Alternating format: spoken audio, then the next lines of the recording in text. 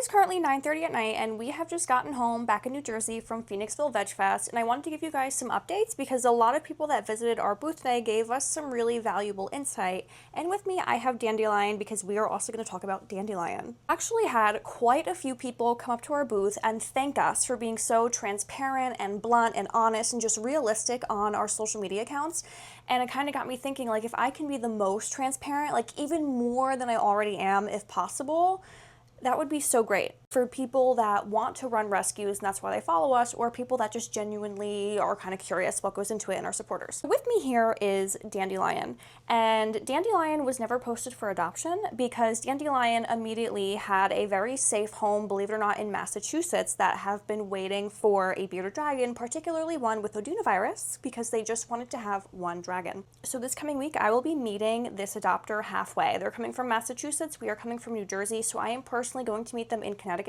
Now for me and that adopter, it will be a 6-hour round trip, but that's okay because we're doing it for the animals. In saying that we're doing it for the animals, people are usually curious how nonprofits can run, where their funding comes from, all of that wonderful, great jazz.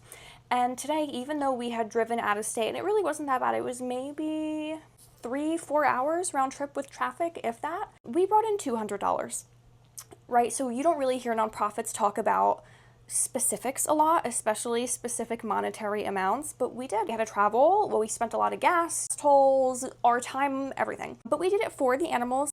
We get to be with community, right? Now, running a nonprofit is not always about finances. Do you need finances to run a nonprofit? Yes, absolutely you do. But it is also a lot about community. You know, it turns out that today was just like a weird day with the weather and the economy, all those things.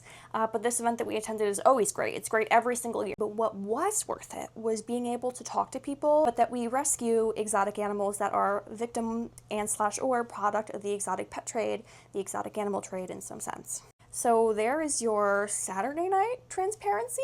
Running a nonprofit isn't easy, man. Like some days we go way out of our way and haul all the things and do all the stuff and we don't even break even. But that's part of being a community force, and we would be nothing without our community. So if we can give back in any way, even if that's just hanging out and talking to you guys about the critters, we're okay with that.